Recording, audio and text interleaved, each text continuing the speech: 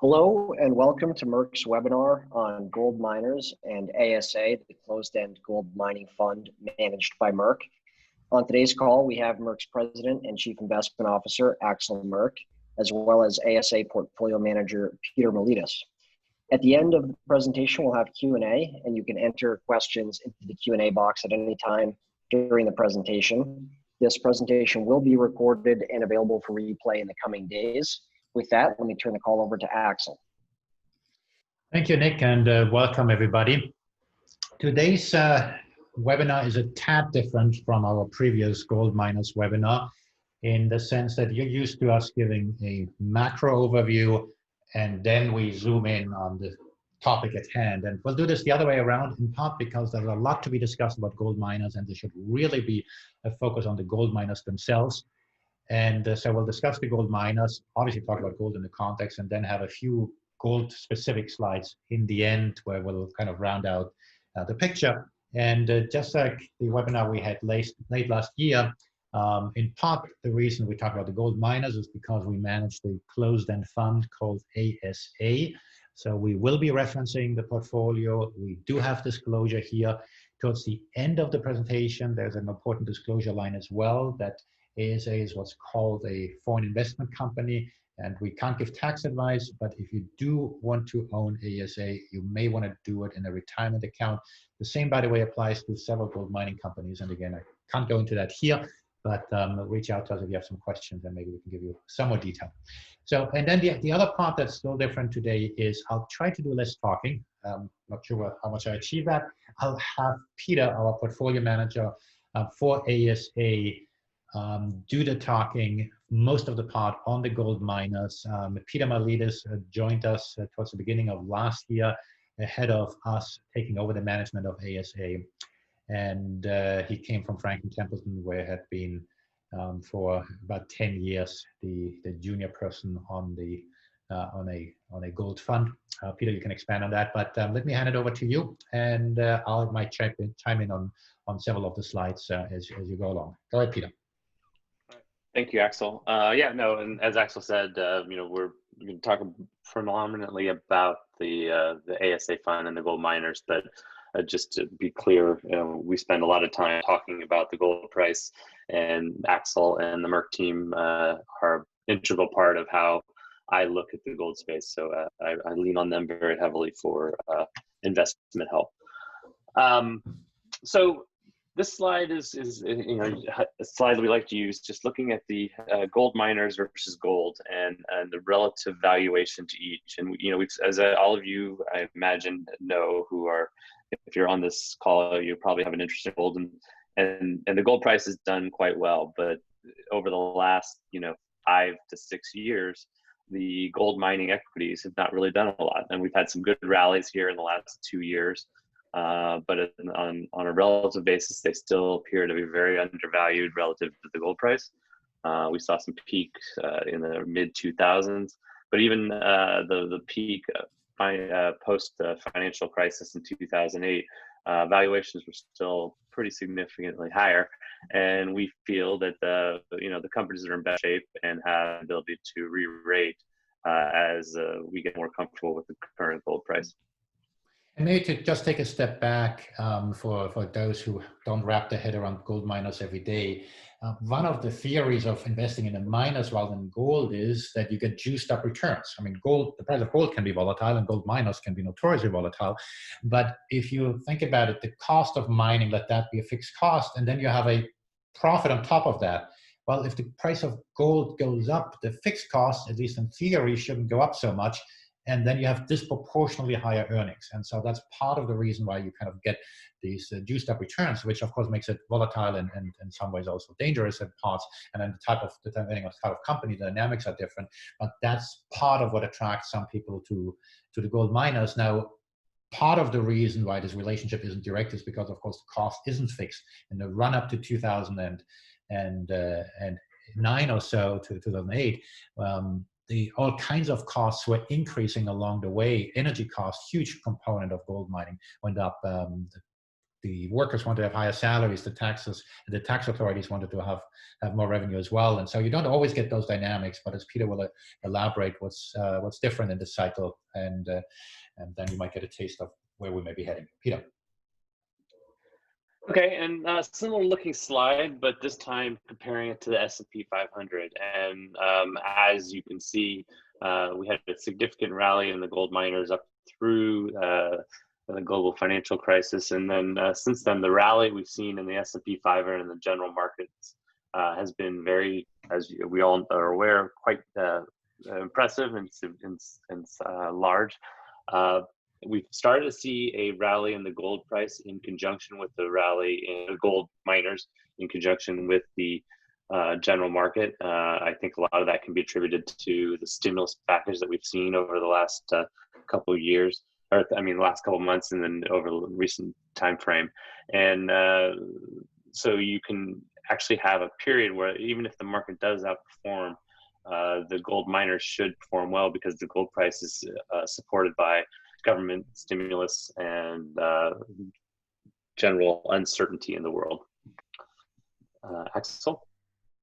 Go ahead.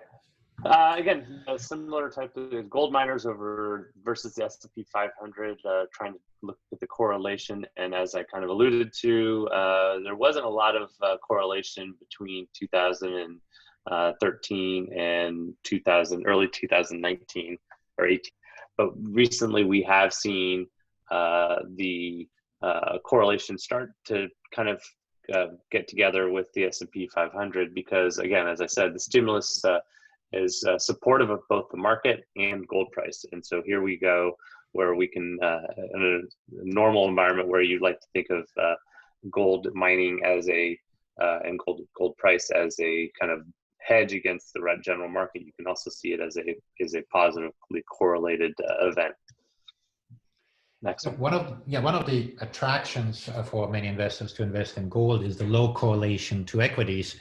And as you can see here on the gold miners, there is no such thing as kind of a stable correlation in most asset classes.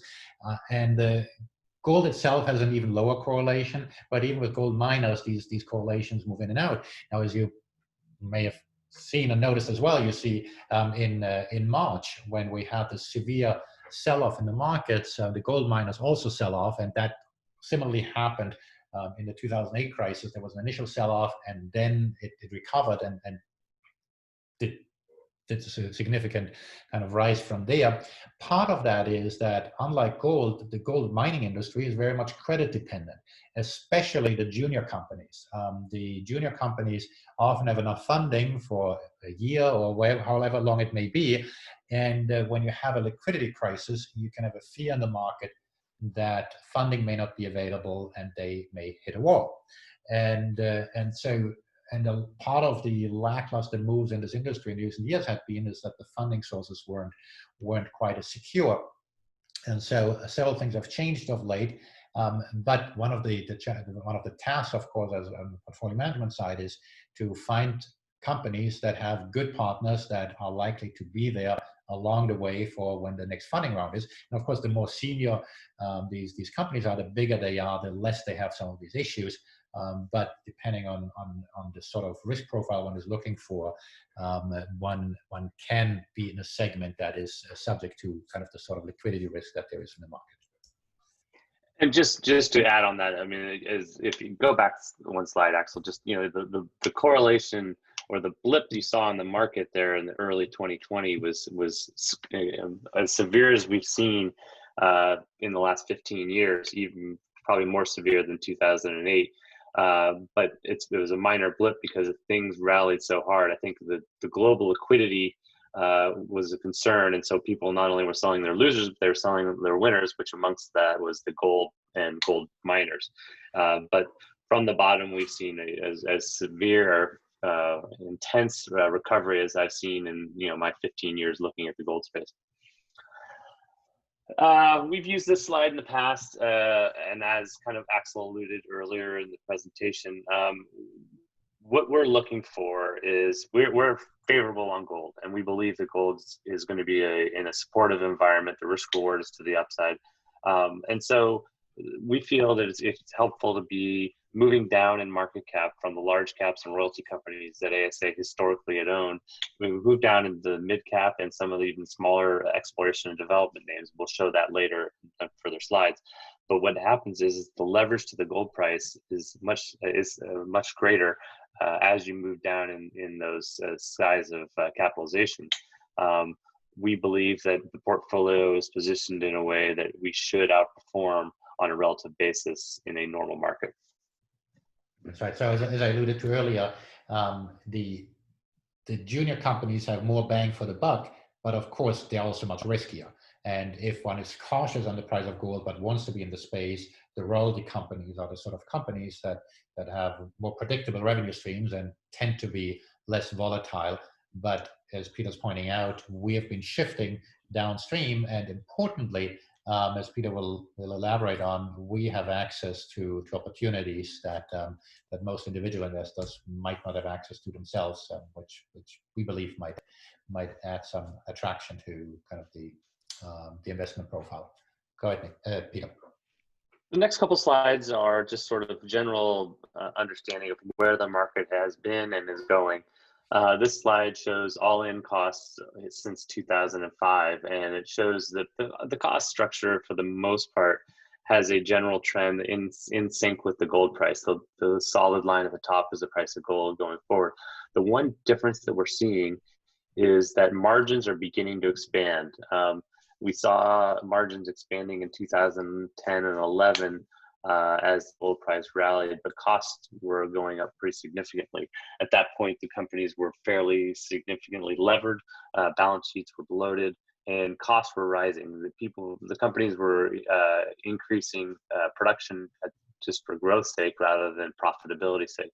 What they learned over the last 10 years was that we don't need to just build new mines for growth reasons. We need to make sure that they're profitable. They did such a good job of cutting costs, and costs are reaching a point where they're stabilizing. And so this increase in gold, most of it's dropping to the bottom line. So you see in 2020, margins pretty high, gold price around 1,700. The future gold price that they're using there is more like 1,500, and margins are staying significantly higher than they have been in the past. If you use spot price, they'd be much larger. And so we feel like costs have been coming down to the point where there wasn't a lot they could do to cut costs a lot more. But with the energy prices going down and potentially labor prices in this environment, there is an argument to be made that costs can cut lower outside of the fact that a lot of these companies will be monitoring COVID and for a greater, more than they usually do. And so that could increase costs a little bit at the mine site. And then this is just this, I alluded to the idea that the companies were very levered outside of the global financial crisis. You know, Barrick in itself issued $5 billion of debt to buy Equinox, which is actually a copper mine, in 2011. And debt skyrocketed through 2013 as the companies were borrowing to fund their growth. And so the last 10 years, they've been slowly taking debt levels down to more manageable levels. You can see the light blue is Barrick, which was probably had the largest debt load, and they've done an amazing job of profitable production, decreasing the balance sheet, and debt levels are much smaller than they had been. Newmont and Goldcorp merged in 2019. Goldcorp had a fair amount of debt with some growth projects coming online. And Newmont had done a really good job of managing their debt levels up to that point on the debt of Goldcorp. And they've been slowly taking that down as margins have been significant and cash flow generation is great. So the two largest companies continue to take their balance sheets down, as do a lot of the junior or the mid and smaller cap names, and as gold production drops. Axel? Yeah, great.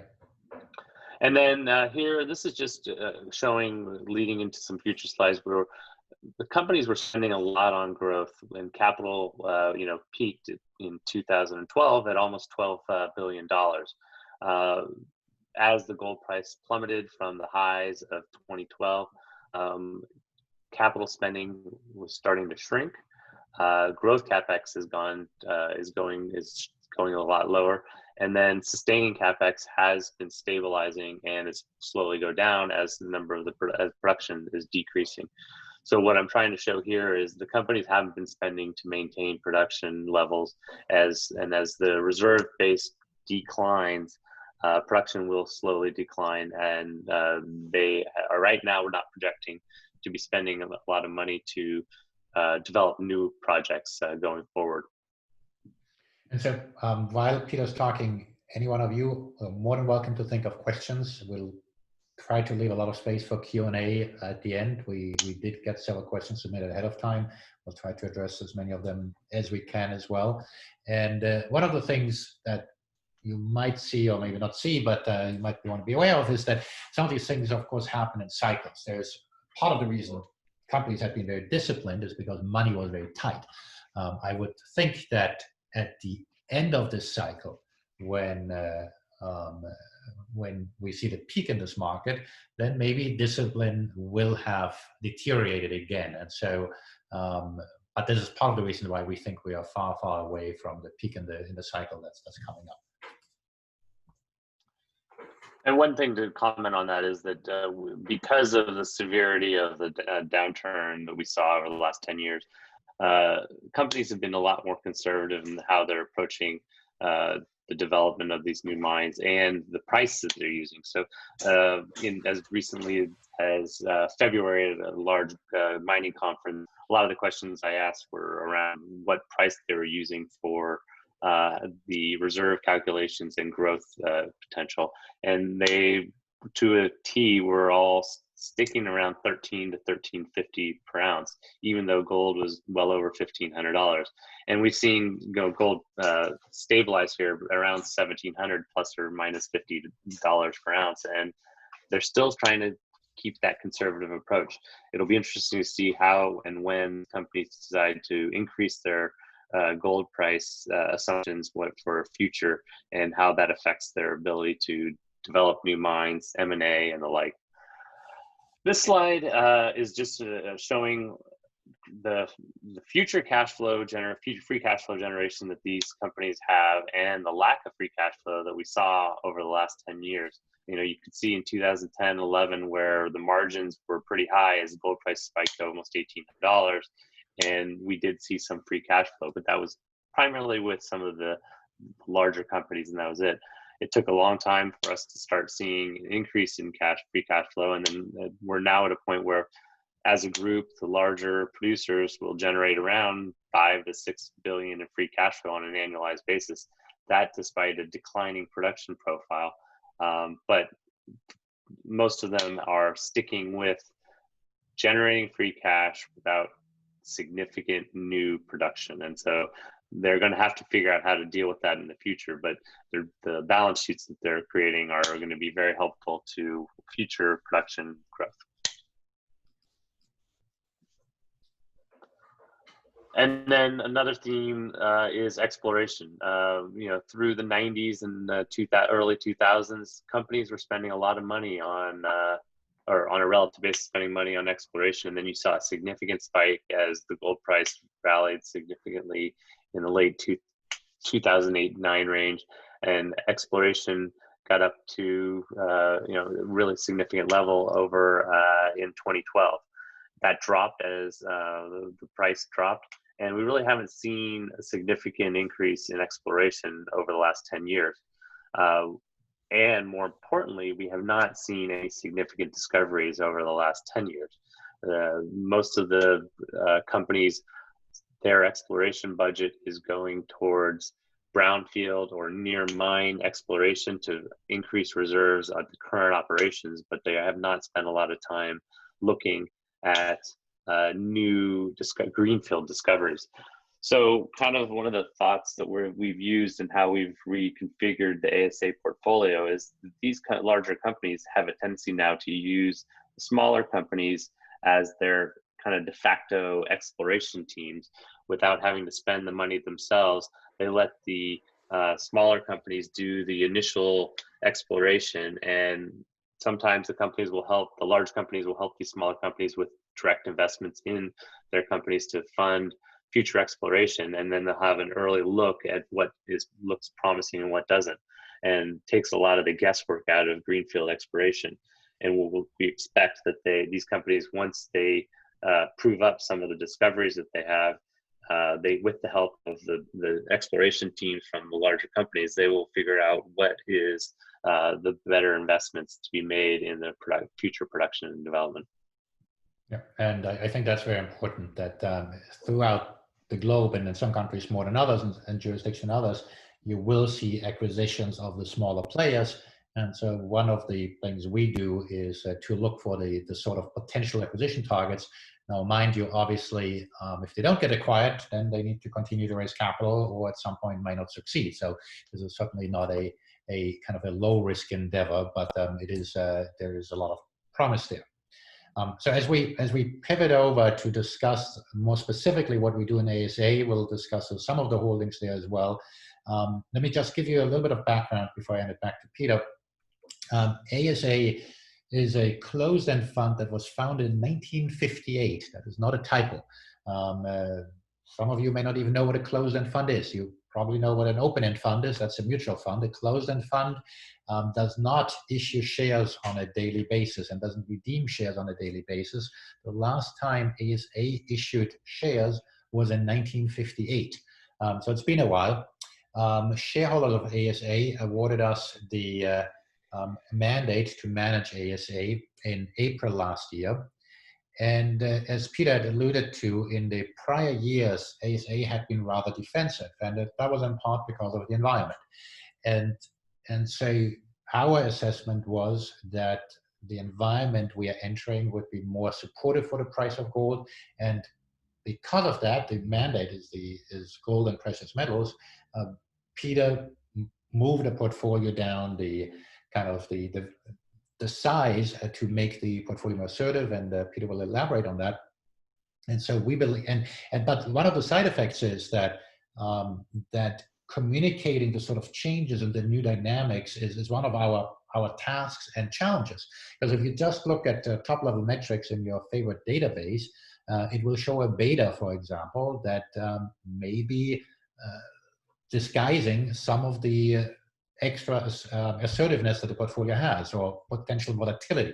Obviously, our goal is to have mostly upside volatility, but we want to make sure that our investors and potential new investors understand the sort of company that ASA is and what sort of returns they can expect in a favorable gold environment. And then importantly, one of the key changes that Peter has introduced is to participate in many of the private offerings in the smaller players, to help fund those smaller players. On the one hand, as a closed-end fund, that's a unique opportunity because liquidity isn't quite as much of a concern. On the other side, you help the industry, and of course, on the upside, there is a potential that that this might generate outsized returns. Obviously, always with the associated risk that comes with it. And as Peter goes through this, I mentioned the discount here. The discount is quite significant in ASA. That has many various reasons, but we'll expand on that here as we go through the presentation. But one thing to keep in mind is if you think the discount is large, there's always an opportunity for somebody to buy the shares, including anybody who's listening. If you want to help to lower it, and obviously there's not investment advice. And here, please do read the small print again that this is a foreign investment company. But Peter, I'll expand on some of these things as we go along, but if you want to give some introductory words before we dive into the specifics for ASA. Sure. Yeah, no, I think Axel encompassed a lot of what we're doing. I'd like to say that, yes, the discount is pretty significant. It's something we are constantly looking at. I also like to point out that because the portfolio is less defensive, we've been participating in the market increase in a way that the fund didn't do historically. So on a NAV basis, NAV basis, the fund is outperforming most of the indices since we took over in early April, and the share price, in fact, is actually in line or better than a lot of the indices in the peer funds. So while the discount has increased, the performance of the relative shares has been in line, which it had not historically done. So if we can continue to improve on the performance, which we think is the most important driver of the fund, of the performance, as people have a better understanding of how we're investing and what we're investing in, we believe that the discount should come in, and as investors pay for closing that discount. And I'll talk about the discount more in a while, but let's get into some of the juicier stuff here. Okay, this is the typical, I spent my last 10 years as the precious metals analyst at Franklin Templeton, working primarily on the gold fund. Went to between 30 and 40 countries globally.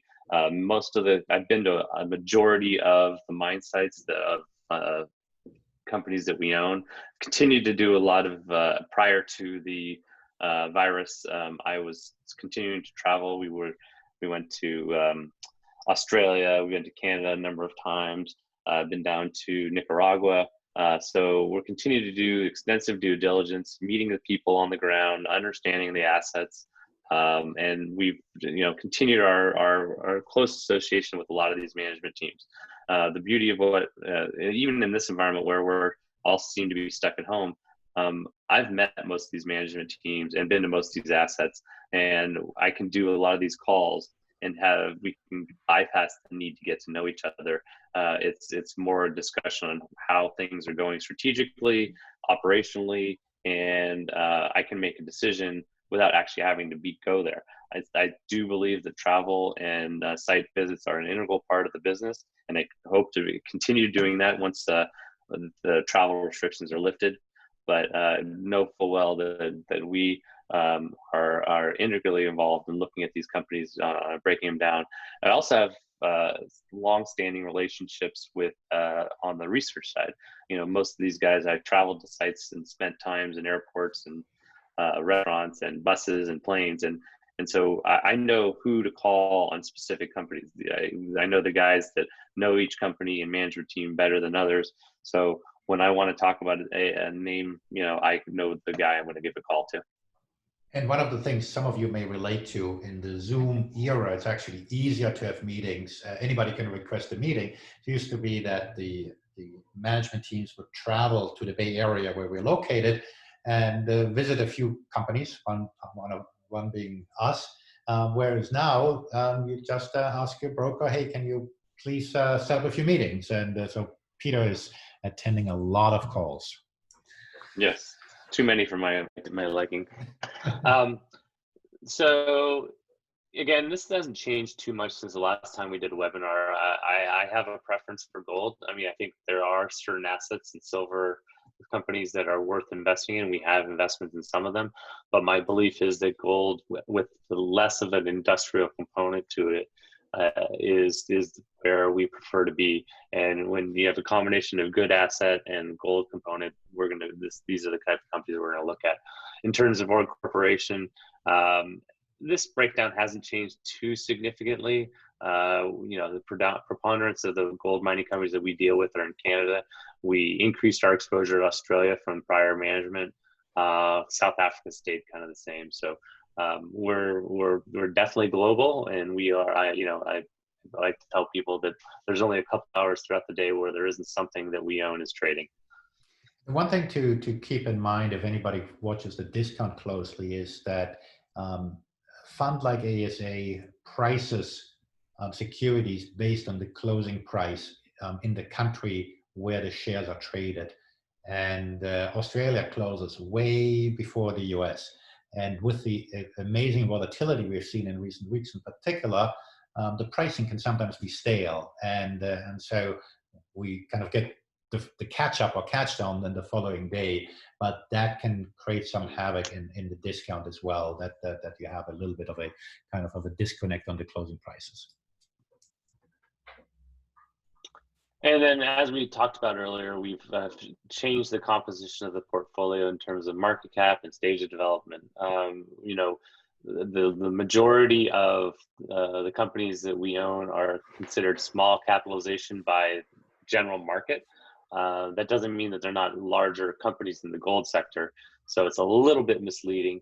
But again, we were in predominantly large cap, and so that being only 16% now, so 52%, 53% was in the middle capitalization range, and small caps is creeping up to 30%.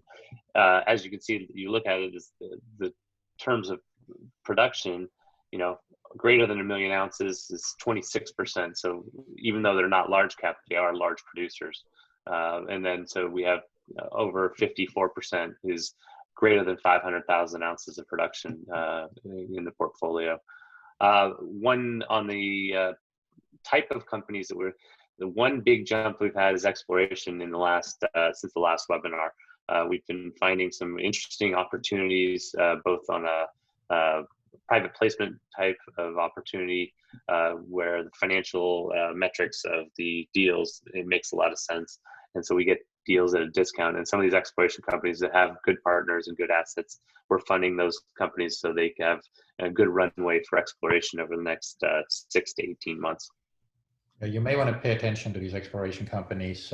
They may not do much for a while, and then suddenly they may have a significant boost. One thing to just mention, those numbers and the numbers you'll see on or metrics you'll see on the following pages are come from our fact sheet. As of last September, we publish our fact sheet on a monthly basis, including all the holdings we have. Now, be our guest if you want to duplicate that, but especially on the smaller companies, you may not have access to the execution, and in particular, you may not have access to the deal flow that we have access to.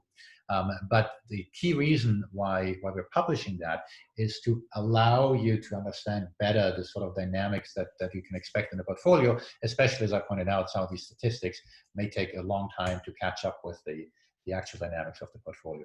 Peter.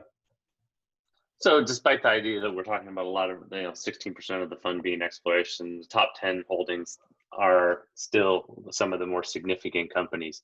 Agnico Eagle has been historically our top position, stays there.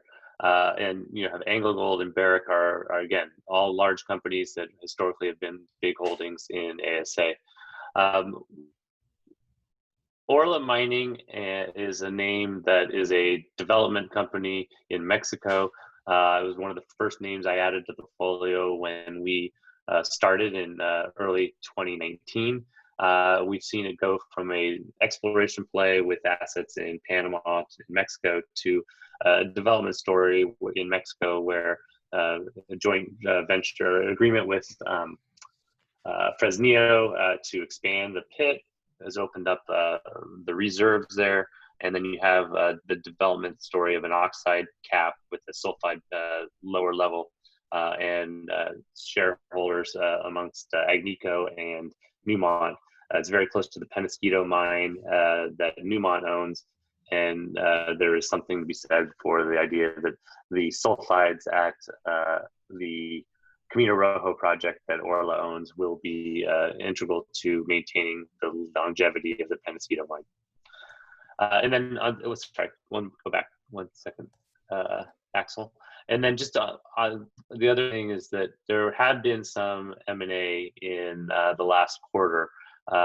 Endeavour Mining, which is our 6th largest holding, bought Semifo, which is a holding that we have lower in the portfolio, but they have doubled down on Burkina Faso, and we approve of the merger.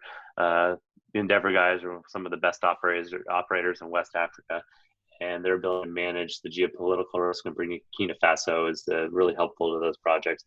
It seems like every mine they buy, they do a really good job of turning it around and optimizing things. And the other is Alacer and SSR, 9th and 10th largest holding, are merging together.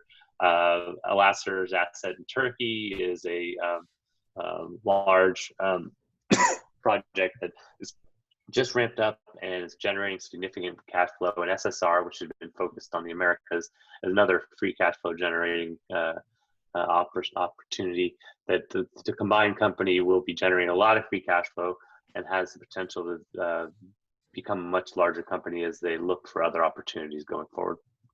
You want to just expand a little bit on the political risks? Obviously, many of these companies are incorporated in Canada, but that doesn't mean their mines are in Canada. They are, as you just pointed out, in West Africa to an extent. Australian companies, a lot of them has mines in Australia, which is a more stable environment.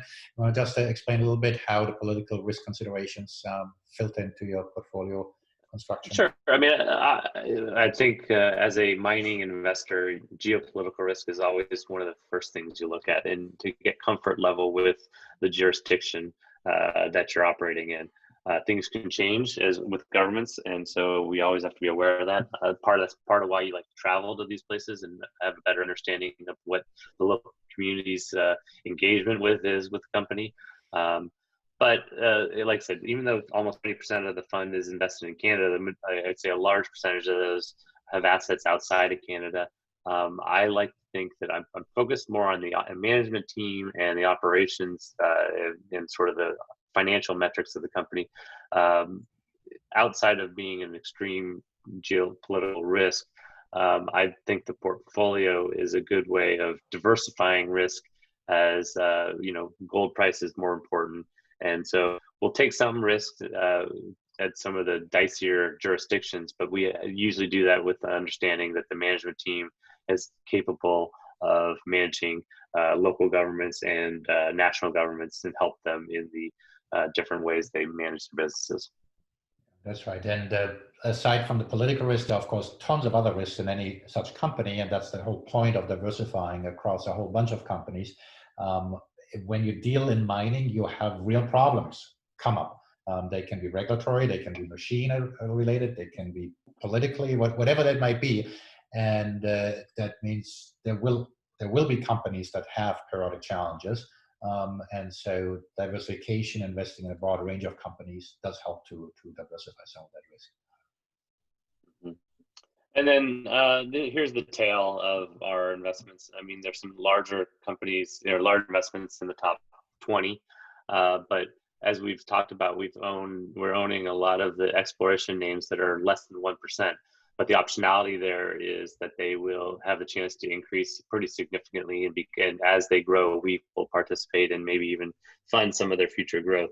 A name that I like to look at is Liberty Gold. It's a name that we added early on last year. They've done a really good job. We've been to site in Idaho.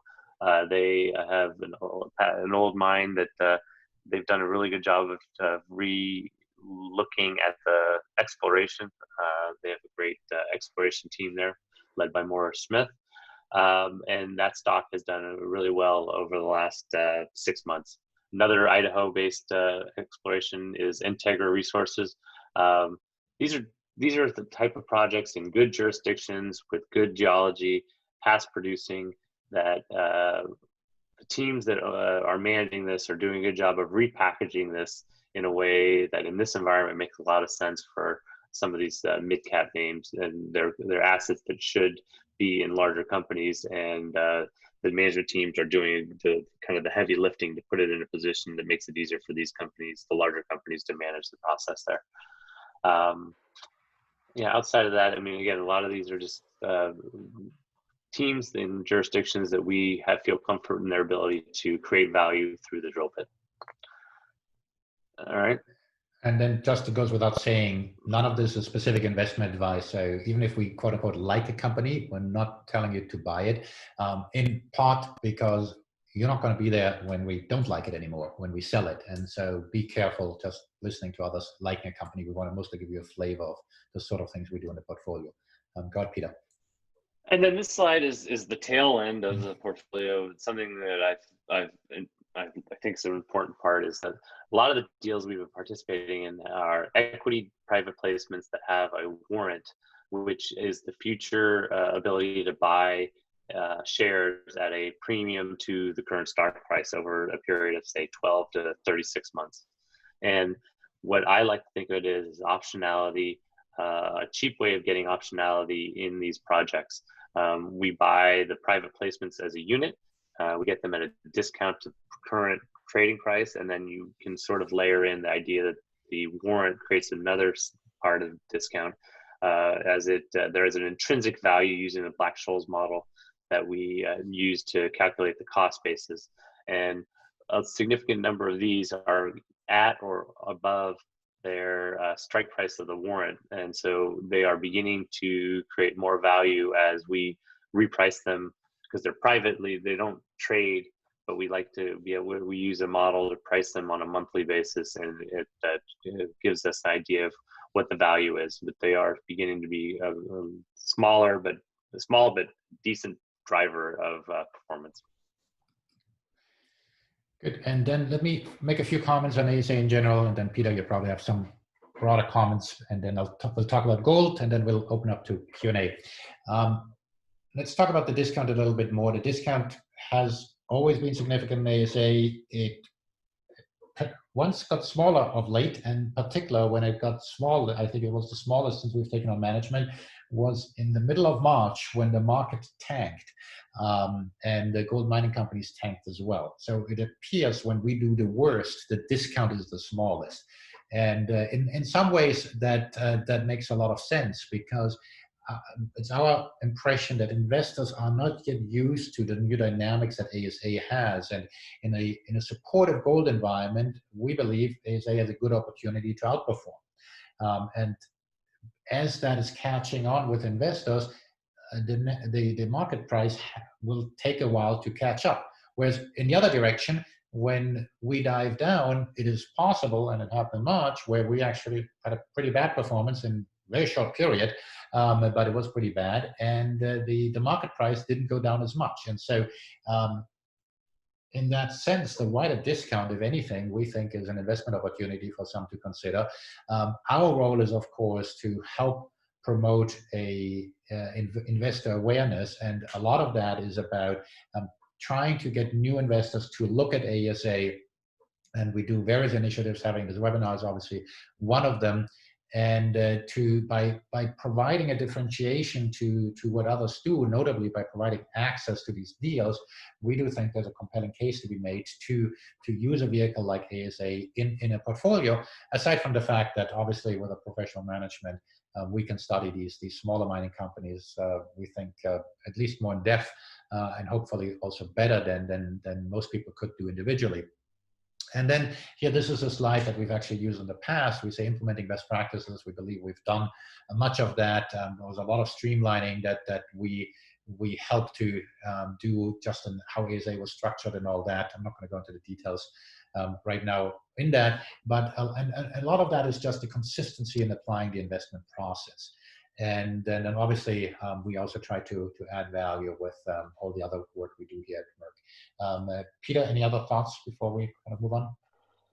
Yeah, no, I mean, I think, what we're seeing is that the portfolio has become a lot more dynamic. It's participating a lot more in the upside. I think that we've seen in the last 6 months 2 periods of significant gains in the gold mining sector, through the end of February, and then from the bottoms of March to current day.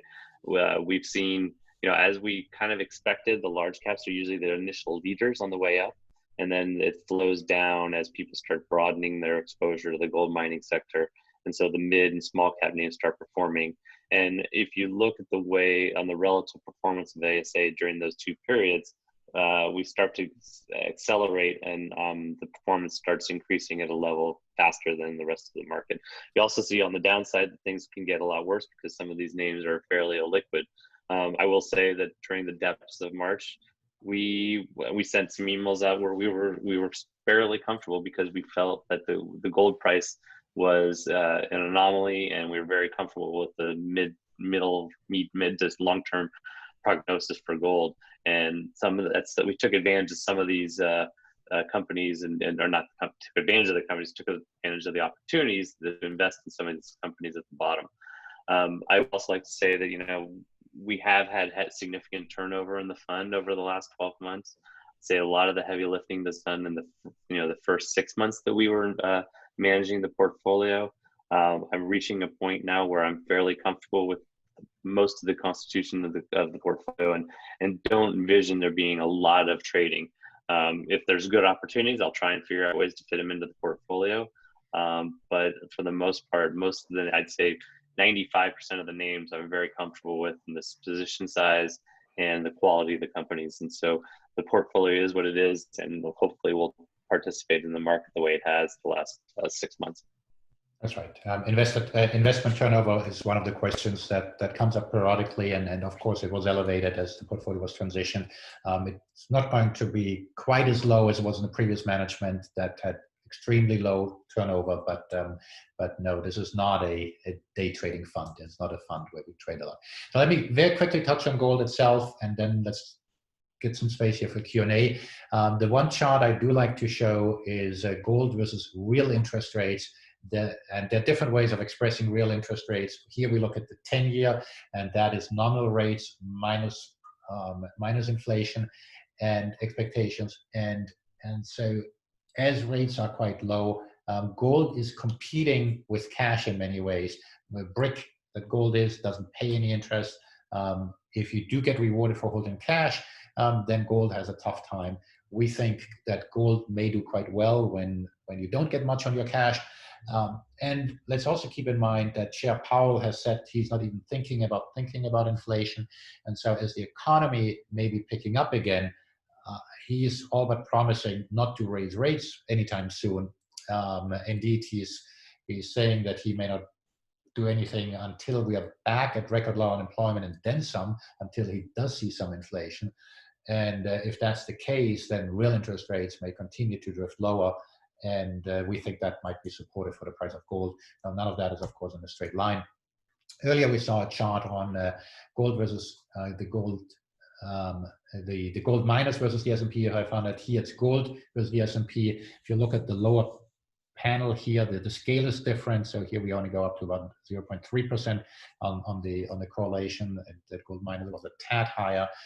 In the long run, the correlation between the S&P 500 and gold is just about zero if you go back to 1970.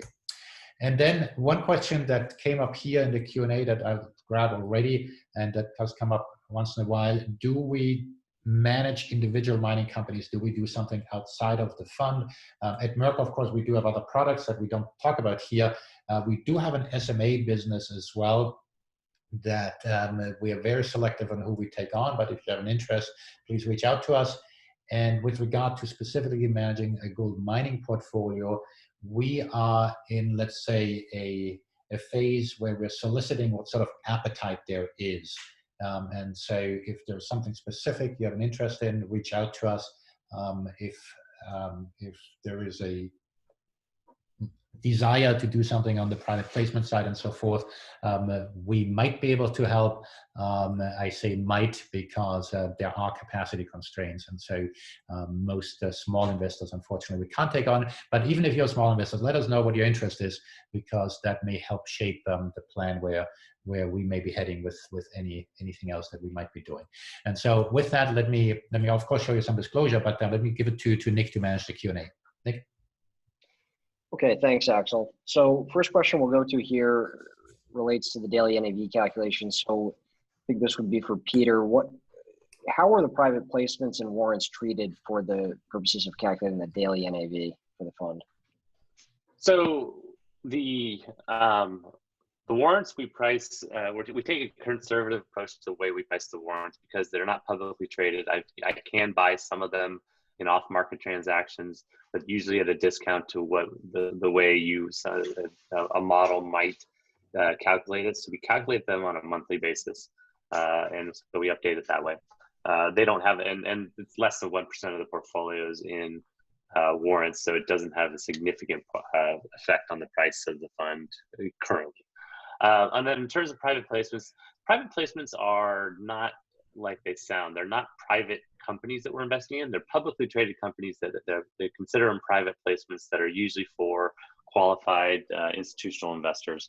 And so because of our access to the street and the relationships I've developed over time with companies and brokers, we get access to these private placements. They get priced at a discount, but as soon as we get them in the portfolio, they are publicly traded and we market day to day, just like any normal, we can sell them. Most of them, some may have some hold period initially, if they say a 4-month hold period, but some of them are free trading right away. And we could, if we were type traded, we could sell them whenever we want. But at the end of the day, most of the private placements, as soon as they're in the portfolio, trade on a daily basis and priced on a daily basis as well.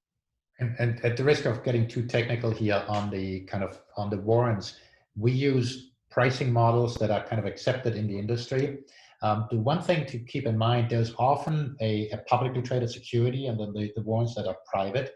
And one of the parameters that factors into the value of the warrant is the volatility of the share price. And somehow counterintuitively, these warrants are more valuable when the underlying security is more volatile. And that is because the odds of reaching the strike price are higher. And so when we say we value them conservatively, we tend to use a conservative volatility. So we don't want to push that too high because we don't want to kind of overemphasize that. But we do have a valuation committee that ultimately decides on these things. And so a lot of thought goes into that. And we do review these valuations periodically, including the methodology that goes behind them. Nick? All right, next question is, the fund trades in US dollars, yet assets are mostly in Canada and Australia. Please comment on currency risk for the ASA fund. Yes is the answer. Go ahead, Peter. Yeah, I mean, there is currency risk, but at the end of the day, the primary pricing mechanism for gold is the US dollar. And so a lot of the companies, even though they're in different jurisdictions, US dollar can be the primary currency. Some of these companies will do hedging for their operations based on the currency. I have a preference for not having the gold hedge, but on a currency basis, there is some option. There'll be days when the US dollar is strong and the other currencies are weak, and so that will affect the market. But I think that's sort of built in inherently to a gold portfolio in the way we trade. There aren't enough US listed gold companies to have a fund solely invested in the US, or at least the quality that I would look for and the opportunities that I look for. And beyond that, the currency risk is really a little bit jurisdiction dependent. In Australia, you get mining companies that often have their mines in Australia as well, which then means that the cost of doing business tends to be more local. And so you could have a currency play in that sense where if you think the Australian dollar is going to weaken, that might create more leverage towards the price of gold. But that's less applicable in other countries where the cost is more tied to the dollar. And so it depends a little bit on the country, but ultimately the key driver in the valuation is the US dollar. All right, next question is, what % of the portfolio is targeted at quote unquote home run investments in micro and small cap explorer developer companies? And what % of those home run type investments will need access to additional capital in the next 6 to 9 months? And will they go to partners or the market to find that capital? So I would say a majority of the exploration names are what you would sound like you're calling home runs. I'm not looking for a 20% return. It's looking for more like a double or triple. So, you could say 20% of the fund might be looking for that. That being said, most of our entry into these names are through private placements or in funding exploration. So I would argue that the majority of the exploration names that we own now are fully funded for at least 12 months, if not more. And a lot of the kind of analysis that I go into is looking for companies that have relationships with other large either gold mining companies or investors that are more supportive. And so I'd say the majority of the time ASA is not the primary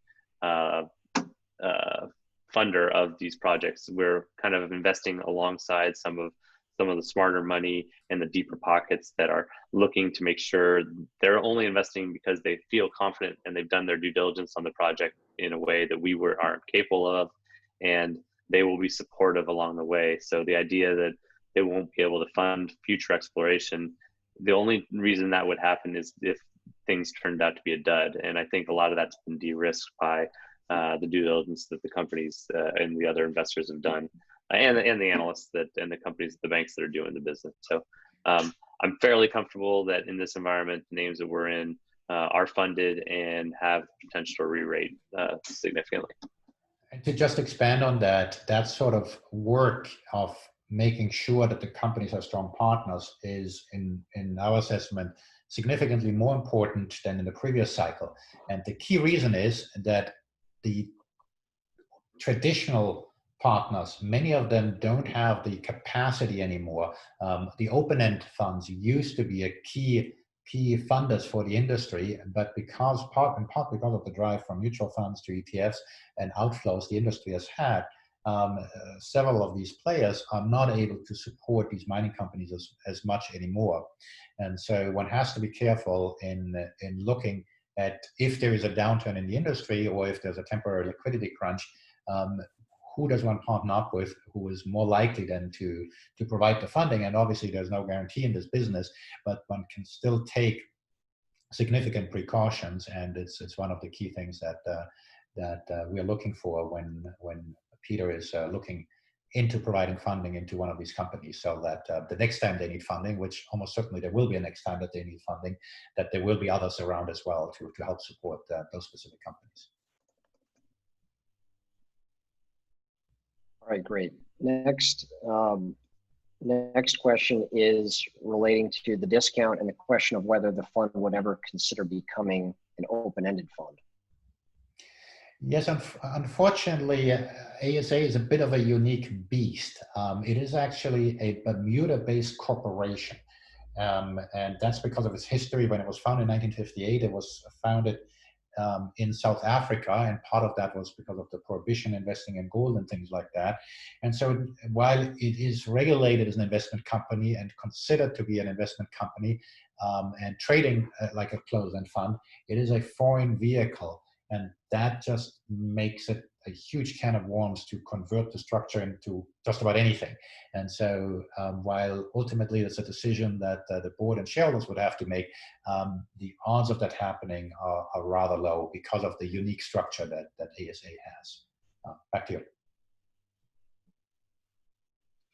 Okay, we have a macro question here on when will we see U.S. inflation pick up given increased government spending and stimulus?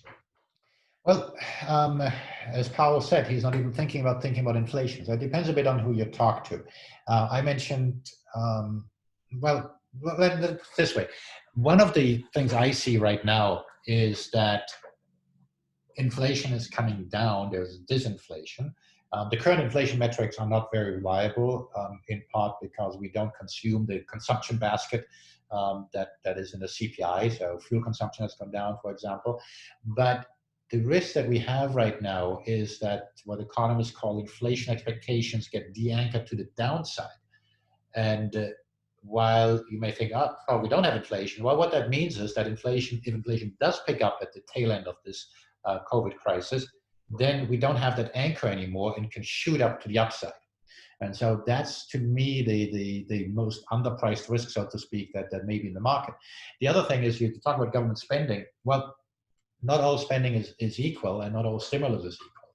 When we had the tax cuts, that provided a stimulus to corporations, and yes, that boosts the economy, and yes, that might at some point be inflationary if we exhaust the number of people that can join the workforce. However, if we are going to have an infrastructure spending plan, either under this or the next administration, whichever one may govern it, or we have direct handouts to consumers, those tend to have a far more direct impact on inflation than the sort of policies we've had the post the financial crisis. Even Bernanke, when he talks about the potential inflationary impact we might get at the tail end of this, is much more cautious about suggesting whether there is going to be a inflationary impact or not. Ultimately, nobody knows. There are some models that suggest there's not going to be inflation, and we see a tremendous interest in gold, and that's broadening. That's usually a sign that there's a whole bunch of investors who think that inflation is a concern, and I'm in that camp. But the proof is going to be in the pudding. After 2008, we did not have a blowout inflation. I happen to think that the that this time around, because of the substantially stronger fiscal stimulus that we see, the types of spending that we see, and because of the potential de-anchoring of the inflation expectations, that all bets are off and inflation is potentially a bigger issue than certainly than is priced in. Okay, next question. Gold mining has historically been harsh on local environments. What improvements have been made and how much cost impact is involved to the mining companies? And I guess maybe related to that is what are the risks of, I guess, environmental policy changes and costs in the future? Okay, you want to talk about ESG in general and specifically what we do? Yeah.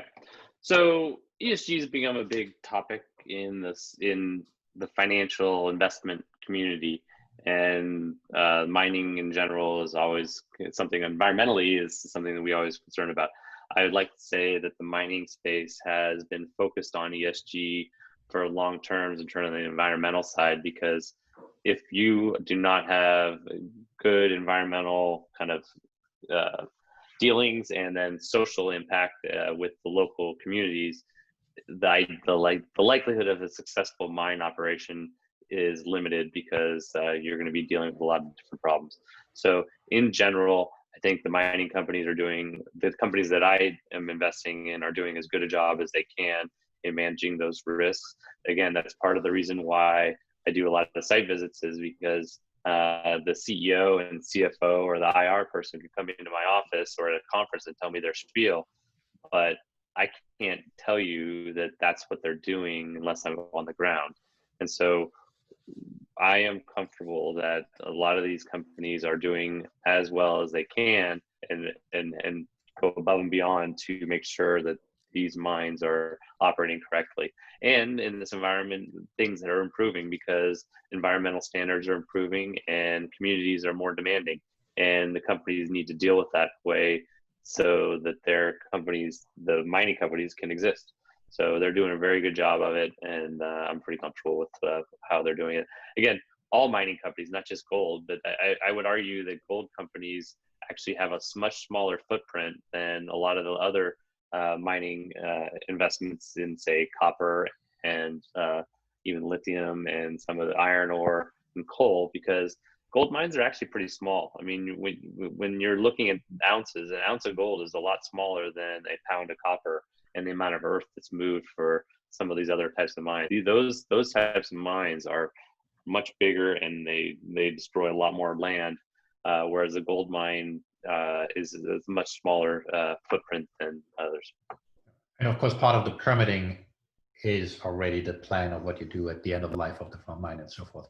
And that's part of that's part of the lure. You know, the amount of time it takes to permit a mine in a lot of these countries has gotten a lot longer, and that's because these companies need to do it right, and the governments that are in charge of the permitting process are really holding these companies to a level that they hadn't been in the past. And if they don't hit the kind of the different thresholds, they're not going to get these mines permitted. So they're doing a good job. All right, Nick, one more question, or should we wrap it up? Is that an exciting one you want us to go into? Well, yeah, well, I think it's topical. So maybe you could touch on whether. Well, the question is, did you make any portfolio adjustments due to COVID-related production worries? And maybe you could talk in general about COVID and gold mining production. Sure. Yeah, do you want to take that question? Yeah. No, I mean, COVID obviously had an effect. I mean, as we saw with the COVID exposure globally, depending on what region we're in, there were different responses and the timing changed. Some of my companies, a number of them, were very proactive in how they dealt with it. So these mines are in rural areas, and the local communities would be at risk if these companies flew in employees that had been traveling. So mines were shut down because of it, in anticipation of making sure that the local community would not be hit hard by the virus. Governments were also shutting down a lot of the mines. As we saw in other sectors, all these companies took away guidance. I've been talking to a lot of companies over the last 2 weeks, and one of the questions I ask, are you prepared to reinstate guidance when earnings come up in early July? And they all, to a T, are saying yes. The beauty of a mining company is they have a plan and they usually stick to it. And so gold as a sector is as good a position as any sector in the capital markets, because the gold price has actually increased during this period. And so in a way, you could argue that their margin expansion will be greater. You're postponing some of the production, but you're producing it at a higher profit. So yes, there will be some adjustments to guidance, but the beauty of it is it's not like some other sectors where the product is lost and the demand is lost. All it is just pushing out. The gold has not disappeared. It's still in the ground. It's just coming out a little bit later. And the other thing to keep in mind is the smaller companies in particular, their fixed cost isn't actually all that great. Much of the cost is drilling and other things. They don't have a huge operation that they need to stop. And so the bigger mines have more of that. Obviously, they have deeper financial pockets, can manage those better. But the smaller companies, they're not going to topple over because they have to slow things down for a month or two. And then one other thing is that I would argue that mining companies with operating mines are as in good a position to manage the risk around a virus, because the mines are a very controlled environment where they're managing people coming in and out, and that part of the logistics of running a mine lend itself to implementing virus notification and management very easily. So they are in a good position to manage this much more so than most other industries. And just to before we wrap it up, I see some people have raised their hand. We haven't taken any live questions. Please do submit your question in your Q&A box if we haven't gotten to it, or send us an email following up to it. We'll try to get to you. We'll also, we need to get through some compliance things, but we will send out a replay of this, including the slides. And so if you're interested, you can get those. And then obviously feel free to follow up with any one of us with any questions that you have. Nick, any closing words? Nothing further on my end. Thanks, everyone. All right, thank you. Peter, anything?